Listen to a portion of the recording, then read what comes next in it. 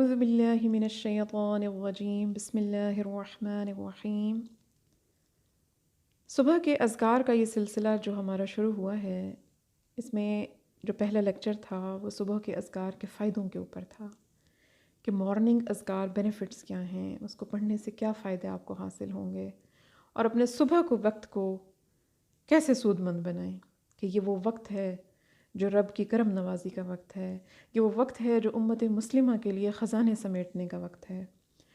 تو جب ہم اپنے صبح کا آغاز نماز، قرآن اور پھر اس کے بعد اذکار سے شروع کریں گے، تو اذکار میں جو صبح اور شام کے پڑھنے کی دعائیں ہیں، خاص طور پر جن کا ذکر احادیث سے ہمیں ملتا ہے، کم از کم ان دعاؤں کو ضرور شامل رکھیے۔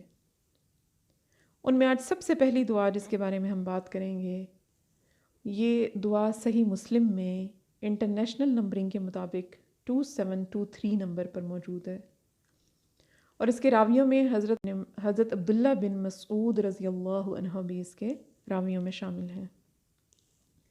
تو اس دعا کو پڑھنے کا معمول بنائیے اور اس کی برکتوں سے لطف اٹھائیے۔ صبح کے ٹائم، فجر کی نماز، اس کے بعد اور مغرب کا وقت ہونے سے تقریباً آدھا گھنٹہ پہلے یہ ہمارے اذکار کا وقت ہے۔ جب مغرب کا وقت ہوا نہیں ہوتا اس سے آدھا گھنٹہ پہلے اس میں ان دعاؤں کو پڑھنے کا معمول بنائیے۔ آج پہلی دعا میں آپ کو بتا رہی ہوں، اس دعا کو پڑھیے۔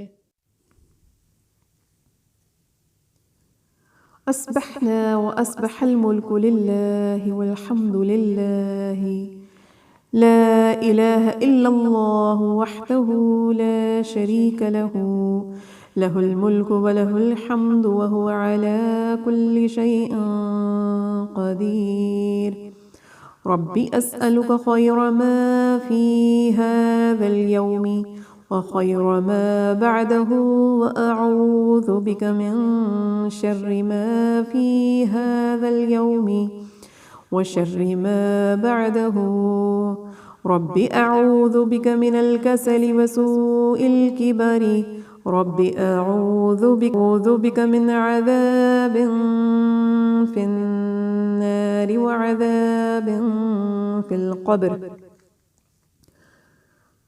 ہم نے صبح کی اور اللہ کی بادشاہت نے صبح کی۔ تمام تعریفات اللہ کے لیے ہیں۔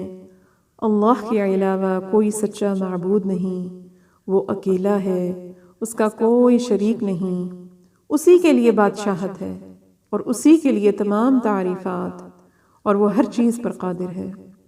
اے میرے رب، میں تجھ سے اس دن کی بھلائی اور جو اس کے بعد بھلائی ہے اس کا سوال کرتا ہوں، اور میں اس دن کے شر اور جو اس کے بعد شر ہے اس سے تیری پناہ میں آتا ہوں۔